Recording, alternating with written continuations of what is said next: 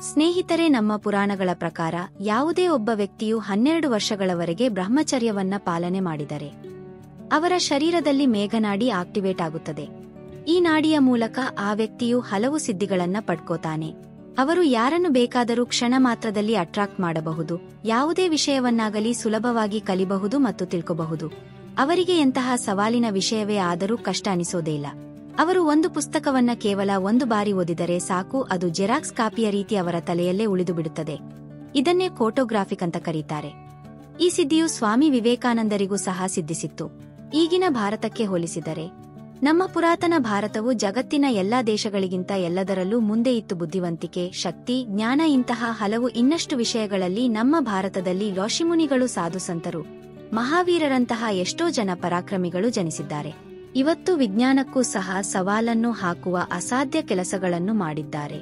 ಇದೆಲ್ಲ ಅವರಿಗೆ ಹೇಗೆ ಸಾಧ್ಯವಾಯಿತು? ಇದಕ್ಕೆ ಕಾರಣ ಏನು? ಕಾರಣ ಏನೆಂದರೆ, ನಮ್ಮ ಪುರಾತನ ಭಾರತದಲ್ಲಿ ಗುರುಕುಲಗಳಿಂದ ಒಬ್ಬ ಬಾಲಕನಿಗೆ 13 ವರ್ಷ ತುಂಬಿದ ಕೂಡಲೇ ಗುರುಕುಲಕ್ಕೆ ಕಳಿಸ್ತಾ ಇದ್ರು. ಆ ಬಾಲಕನಿಗೆ 25 ವರ್ಷ ವಯಸ್ಸಾಗುವವರೆಗೂ ಗುರುಕುಲದಲ್ಲೇ ಇದ್ದು ವಿದ್ಯಾಭ್ಯಾಸ ಮಾಡಬೇಕಿತ್ತು. ಗುರುಕುಲದಲ್ಲಿ ಆ ಹುಡುಗನಿಗೆ 25 ವರ್ಷ ವಯಸ್ಸಾಗುವ ತನಕ ಬ್ರಹ್ಮಚರ್ಯ ಪಾಲನೆ ಮಾಡುವುದನ್ನ ಕಲಿಸ್ತಾ ಇದ್ರು. ಯಾಕಂದ್ರೆ ಯಾವುದೇ ಒಬ್ಬ ಬಾಲಕನಿಗೆ 13 ವರ್ಷ ತುಂಬಿದೊಡನೆ ದೇಹದಲ್ಲಿ ಸಾಕಷ್ಟು ಬದಲಾವಣೆಗಳು ಪ್ರಾರಂಭವಾಗುತ್ತವೆ. ಅಂದ್ರೆ ಅವರೊಳಗೆ ಸೀಮಂದ್ರೆ ವೀರ್ಯದ ಉತ್ಪತ್ತಿ ಪ್ರಾರಂಭವಾಗುತ್ತದೆ.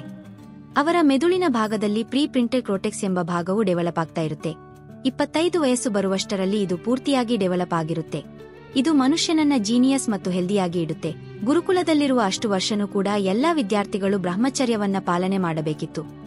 ಬಾಲಕನಿಗೆ 25 ವರ್ಷ ತುಂಬಿದ ಮೇಲೆ 12 ವರ್ಷದ ಬ್ರಹ್ಮಚರ್ಯದ ಪಾಲನೆಯ ನಂತರ ಅವರು ಸಮರ್ಥ ಯೋಧರಾಗಿರುತ್ತಿದ್ದರು. ಇದೇ ಕಾರಣಕ್ಕೆ ಯುದ್ಧಗಳಲ್ಲಿ ರಾಜರು ತಮಗಿಂತ ಭಾರವಾಗಿರುವ ಶಸ್ತ್ರಾಸ್ತ್ರಗಳನ್ನು ಹಿಡಿದು ಯುದ್ಧ ಮಾಡ್ತಾ ಇದ್ದರು. ದೊಡ್ಡ ದೊಡ್ಡ ಸಾಮ್ರಾಜ್ಯಗಳ ನಿರ್ಮಾಣ ಆಗ್ತಿತ್ತು. ಇವತ್ತಿನ ಆಧುನಿಕ ವಿಜ್ಞಾನಕ್ಕೂ ಸಹ ವಿಸ್ಮಯ ಎನ್ನುವ ಆವಿಷ್ಕಾರಗಳು ಭಾರತದಲ್ಲಿ ನಡೀತಾ ಇದ್ದವು. ಬ್ರಹ್ಮಚರ್ಯದ ಪಾಲನೆಯಿಂದ ಮನುಷ್ಯನಿಗೆ ಉಚ್ಚಾರಣ ಶಕ್ತಿ ಮತ್ತು ಬುದ್ಧಿಶಕ್ತಿ ತುಂಬಾ ವೇಗವಾಗಿ ಬೆಳೆಯುತ್ತದೆ. ಅವರ ಮುಖ ತೇಜಸ್ಸಿನಿಂದ ಹೊಳೆಯುತ್ತದೆ. 12 ವರ್ಷಗಳ ಬ್ರಹ್ಮಚರ್ಯದ ಪಾಲನೆಯಿಂದ ಅಖಂಡ ಶಕ್ತಿಗಳು ಪ್ರಾಪ್ತಿಯಾಗುತ್ತವೆ ಎಂದು ಸ್ವಾಮಿ ವಿವೇಕಾನಂದರು ಹೇಳಿದ್ದಾರೆ. ಇವಾಗಂತೂ 12 ವರ್ಷ ಬಿಡಿ, 1 ತಿಂಗಳು ಬ್ರಹ್ಮಚರ್ಯ ಪಾಲನೆ ಮಾಡೋದೇ ಒಂದು ದೊಡ್ಡ ಸಾಹಸವಾಗಿದೆ. ನಿಮಗೆ 12 ವರ್ಷದ ಅಖಂಡ ಬ್ರಹ್ಮಚರ್ಯ ಪಾಲನೆ ಮಾಡೋದು ಕಷ್ಟ ಅನ್ಸಿದ್ರೆ, ನಿಮ್ಮ ಲೈಫಲ್ಲಿ ಏನಾದರೂ ಅಚೀವ್ ಮಾಡೋವರೆಗಾದರೂ ಅಥವಾ 1 ವರ್ಷದವರೆಗಾದರೂ ಬ್ರಹ್ಮಚರ್ಯದ ಪಾಲನೆ ಮಾಡಿ, ನಂತರ ಅದರ ಪವರ್ಫುಲ್ ಬೆನಿಫಿಟ್ಸ್ಗಳನ್ನ ನೋಡಿ. ಹಾಗಾದ್ರೆ ಬನ್ನಿ, 1 ವರ್ಷದ ಬ್ರಹ್ಮಚರ್ಯದ ಪಾಲನೆಯಲ್ಲಿ ಯಾವ ಬೆನಿಫಿಟ್ಸ್ಗಳು ಸಿಗುತ್ತವೆ, ಯಾವ ಪ್ರಾಬ್ಲಮ್ಗಳು ಬರ್ತವೆ, ಇದರಲ್ಲಿ ನಾವು ಏನು ಮಾಡಬೇಕು ಮತ್ತು ಏನು ಮಾಡಬಾರದು ಅನ್ನೋದನ್ನ ತಿಳ್ಕೊಂಡು ಬರೋಣ. ನಂಬರ್ 1, ಬೇಸರವಾಗೋದು. ಒಂದೇ ಕೆಲಸವನ್ನ ಪದೇ ಪದೇ ಮಾಡೋದ್ರಿಂದ ಮೈಂಡ್ನಲ್ಲಿ ಡೊಪಮಿನ್ ರಿಲೀಸ್ ಆಗೋದಿಲ್ಲ. ಈ ಡೊಪಮಿನ್ ಅನ್ನೋದು ಒಂದು ಹಾರ್ಮೋನ್. ಈ ಹಾರ್ಮೋನ್ ರಿಲೀಸ್ ಆದಾಗ ನಿಮಗೆ ಆ ಕೆಲಸ ಮಾಡೋದಕ್ಕೆ ಖುಷಿ ಅನ್ಸುತ್ತೆ. ಯಾವಾಗ ನೀವು ಅಡಲ್ಟ್ ಸೀನ್ಗಳನ್ನ ನೋಡುವಾಗ ಖುಷಿ ಅನ್ಸುತ್ತಲ್ಲ, ಅದೇ ರೀತಿ ಇದು ಬೇರೆ ಬೇರೆ ಸಿಚುವೇಶನ್ಗಳಲ್ಲೂ ಕೂಡ ರಿಲೀಸ್ ಆಗುತ್ತೆ. ಯಾವಾಗ ನಿಮ್ಮ ಮೈಂಡ್ನಲ್ಲಿ ಡೊಪಮಿನ್ ರಿಲೀಸ್ ಆಗೋದಿಲ್ಲವೋ ಆ ಕೆಲಸ ಮಾಡೋದಕ್ಕೆ ನಿಮಗೆ ಬೋರ್ ಅನ್ಸುತ್ತೆ. ಆ ಕೆಲಸ ಮಾಡೋಕೆ ನಿಮಗೆ ಆಸಕ್ತಿ ಬರೋದಿಲ್ಲ. ಅದಕ್ಕೆ ನೀವು ಒಂದೇ ಕೆಲಸವನ್ನ ಪದೇ ಪದೇ ಮಾಡಬೇಡಿ. ನೀವು ಪ್ರತಿದಿನ ಒಂದೇ ಎಕ್ಸರ್ಸೈಜ್ ಅನ್ನ ಪದೇ ಪದೇ ಮಾಡ್ತಾ ಇದ್ರೆ ಅದನ್ನ ಚೇಂಜ್ ಮಾಡಿ. ನೀವು ಧ್ಯಾನ ಮಾಡುವ ಪ್ಲೇಸ್ ಅನ್ನ ಚೇಂಜ್ ಮಾಡಿ. ಹೊಸ ವಿಷಯಗಳ ಮೇಲೆ ಗಮನ ಕೊಡಿ. ನಿಮ್ಮ ಗಮನವನ್ನ ಪ್ರಚೋದನೆ ಕಡೆ ಹೋಗೋದ್ರಿಂದ ತಡೆಯಿರಿ. ನಂಬರ್ 2, ನೈಟ್ ಫಾಲ್ ಯಾವಾಗಾದ್ರೂ ಒಮ್ಮೆ ಆಗುತ್ತೆ. ಇದರಿಂದ ಬಾಡಿಗೆ ಯಾವುದೇ ಪ್ರಾಬ್ಲಮ್ ಆಗೋದಿಲ್ಲ. ನಂಬರ್ 3, ಪ್ರಚೋದನೆ ಅಂತೂ ಬರ್ತಾನೆ ಇರುತ್ತೆ. ಯಾಕಂದ್ರೆ ಈಗಿನ ದುನಿಯಾ ಇರೋದೇ ಹಾಗೆ. ನೀವು ನೋಡಲ್ಲ ಅಂತ ಅನ್ಕೊಂಡ್ರೂ ಕೂಡ ಅದು ನಿಮ್ಮ ಕಣ್ಣಿಗೆ ಬಿದ್ದೆ ಬೀಳುತ್ತೆ. ಹೀಗಾಗಿ ಪ್ರಚೋದನೆ ಬರೋದು ಸಹಜನೇ. ಇದನ್ನ ತಡೆಯೋದಕ್ಕೆ ಡೀಪ್ ಮೆಡಿಟೇಷನ್ ಮಾಡಿ, ಪ್ರಾಣಾಯಾಮ ಮಾಡಿ, ಓಂಕಾರ ಮಂತ್ರ ಪಠಣೆ ಮಾಡಿ. ಇನ್ನು ಇದರ ಬೆನಿಫಿಟ್ಸ್ ಗಳನ್ನ ನೋಡೋದಾದ್ರೆ, ನಂಬರ್ 1, ಇನ್ಕ್ರೀಸ್ ಫೋಕಸ್. ಈ ಸಮಯದಲ್ಲಿ ನೀವು ಆಳವಾಗಿ ಮೆಡಿಟೇಷನ್ ಮಾಡೋದನ್ನ ಕಲಿತಿರ್ತೀರಾ. ಈ ಡೊಪಮಿನ್ ಅನ್ನೋ ಹಾರ್ಮೋನ್ ನೀವು ಡೀಪ್ ಆಗಿ ಮೆಡಿಟೇಷನ್ ಮಾಡುವಾಗ ರಿಲೀಸ್ ಆಗುತ್ತೆ ಮತ್ತು ನಿಮ್ಮ ಫೋಕಸ್ ತುಂಬಾನೇ ಇನ್ಕ್ರೀಸ್ ಆಗಿರುತ್ತೆ. ಯಾವುದಾದರೂ ವಿಷಯವನ್ನ ಅಥವಾ ಸಮಸ್ಯೆಯನ್ನ ನಿಮ್ಮ ಮೈಂಡ್ ತುಂಬಾನೇ ಕ್ಲಿಯರ್ ಆಗಿ ನಿಭಾಯಿಸುತ್ತೆ. Number 2, fit and attractive body. ಎನರ್ಜಿಯ ಸೇವ್ ಮತ್ತು ಟ್ರಾನ್ಸ್ಮಿಷನ್ ನಿಂದಾಗಿ ನಿಮ್ಮ ಬಾಡಿ ಫಿಟ್ ಆಗಿರೋದು ನಿಮಗೆ ಫೀಲ್ ಆಗೋದಕ್ಕೆ ಶುರುವಾಗುತ್ತೆ ಮತ್ತು ನಿಮ್ಮ ಮುಖದ ಕಾಂತಿಯ ಹೊಳಪಿನ ಕಾರಣದಿಂದಾಗಿ ನಿಮ್ಮ ಬಾಡಿ ಫಿಟ್ ಅಂಡ್ ಅಟ್ರಾಕ್ಟಿವ್ ಆಗಿ ಕಾಣುತ್ತೆ. ನಂಬರ್ 3, ಬೂಸ್ಟ್ ಮೈಂಡ್ ಪವರ್. ಯಾವುದೇ ಕೆಲಸವನ್ನು ತಗೊಳ್ಳಿ, ಎಲ್ಲರಿಗಿಂತ ನಿಮ್ಮ ಕೆಲಸ ಡಿಫರೆಂಟ್ ಆಗಿ ಮಾಡೋ ತರ ನಿಮ್ಮ ಮೈಂಡ್ ಕೆಲಸ ಮಾಡುತ್ತೆ. Number 4, peacefulness. ಮನಸ್ಸು ಮತ್ತು ಮೈಂಡ್ ಶಾಂತವಾಗಿರುತ್ತದೆ. ಈ ಕ್ಷಣದಲ್ಲಿ ಬದುಕುವ ಆನಂದದ ಅನುಭವ ನಿಮಗೆ ಆಗೋದಕ್ಕೆ ಶುರುವಾಗುತ್ತದೆ. ಜೀವನ ಎಷ್ಟೊಂದು ಸುಂದರ ಅಂತ ಅನ್ಸೋದಕ್ಕೆ ಶುರುವಾಗುತ್ತೆ ಮತ್ತು ನೀವು ಶಾಂತವಾಗಿ ಮಾಡುವ ಪ್ರತಿ ಕೆಲಸ ಕೂಡ ತುಂಬಾನೇ ಎಫೆಕ್ಟಿವ್ ಆಗಿರುತ್ತೆ. ನಂಬರ್ 5, ಆಧ್ಯಾತ್ಮದ ಸೆಳೆತ ನಿಮಗೆ ಹೆಚ್ಚಾಗೋದಕ್ಕೆ ಶುರುವಾಗುತ್ತೆ. ಈ ಬ್ರಹ್ಮಾಂಡವು ನಿಮಗೆ ವಿಶೇಷವಾಗಿ ಕಾಣೋದಕ್ಕೆ ಶುರುವಾಗುತ್ತೆ. ನಂಬರ್ 6 ಯಾರನ್ನ ಬೇಕಾದರೂ ನೀವು ಅಟ್ರಾಕ್ಟ್ ಮಾಡಬಹುದು ಮತ್ತು ಅವರ ಮನಸ್ಥಿತಿಯನ್ನ ನೀವು ಅರ್ಥ ಮಾಡಿಕೊಳ್ಳಬಹುದು. ಹಾಗಾದ್ರೆ ನಾವು ಈ ಬ್ರಹ್ಮಚರ್ಯದ ಪಾಲನೆಯಲ್ಲಿ ಏನು ಮಾಡಬೇಕು ಅನ್ನೋದನ್ನ ನೋಡ್ಕೊಂಡು ಬರೋಣ. ನಂಬರ್ 1, ಪ್ರತಿದಿನ ಬೆಳಿಗ್ಗೆ 4 ರಿಂದ 5 ಗಂಟೆ ಒಳಗಡೆ ಎದ್ದೇಳಿ. ಯಾಕಂದ್ರೆ ಇದು ಬ್ರಹ್ಮ ಮುಹೂರ್ತದ ಸಮಯವಾಗಿರುವುದರಿಂದ ಬ್ರಹ್ಮಾಂಡದಲ್ಲಿರುವ ಎನರ್ಜಿಯನ್ನ ನೀವು ಹೀರಿಕೊಳ್ಳಬಹುದು. ನಂಬರ್ 2, ತಣ್ಣೀರಿ ಸ್ನಾನ ಮಾಡಿ. ತಣ್ಣೀರಿನಿಂದ ಸ್ನಾನ ಮಾಡೋದ್ರಿಂದ ದೇಹದೊಳಗೆ ಇಮ್ಯುನಿಟಿ ಪವರ್ ಹೆಚ್ಚಾಗುತ್ತೆ.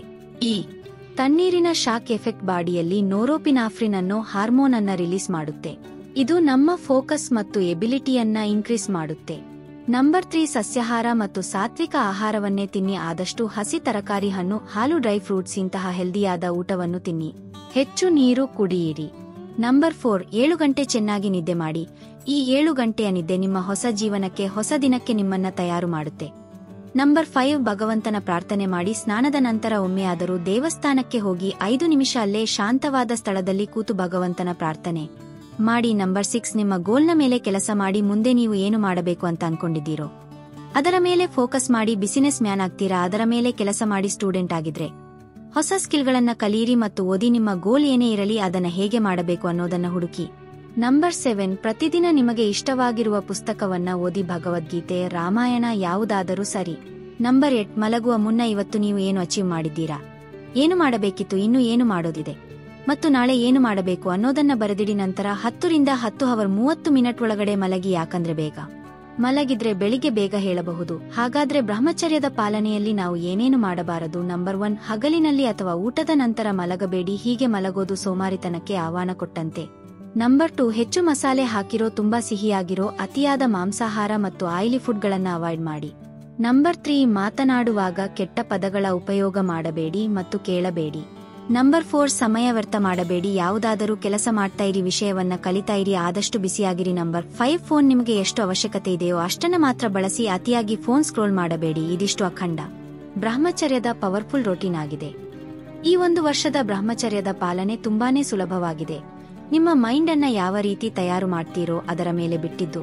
ಈ 1 ವರ್ಷದ ಅಖಂಡ ಬ್ರಹ್ಮಚರ್ಯ ಕಂಪ್ಲೀಟ್ ಆದ ನಂತರ ಈ ಎಲ್ಲಾ ಬೆನಿಫಿಟ್ಸ್ಗಳು ನಿಮಗೆ ಸಿಗುತ್ತವೆ, ಹೋಗುತ್ತೆ. ಶುದ್ಧವಾದ ನಂಬಿಕೆ ಇಡಿ ಮತ್ತು ವಿಚಾರ ಮಾಡಿ. ಗುರು ರಾಮಕೃಷ್ಣ ಪರಮಹಂಸ ಅವರು ಹೇಳ್ತಾರೆ, ವೀರ್ಯನಾಶವೇ ಮರಣ, ವೀರ್ಯ ವೃದ್ಧಿಯೇ ಜೀವನ.